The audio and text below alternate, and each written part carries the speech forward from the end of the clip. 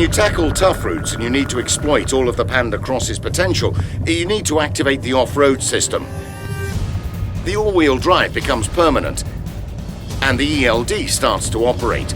This system acts on the wheels that are losing grip by braking them temporarily and transfers all the available drive torque to the wheels with the best grip on the ground.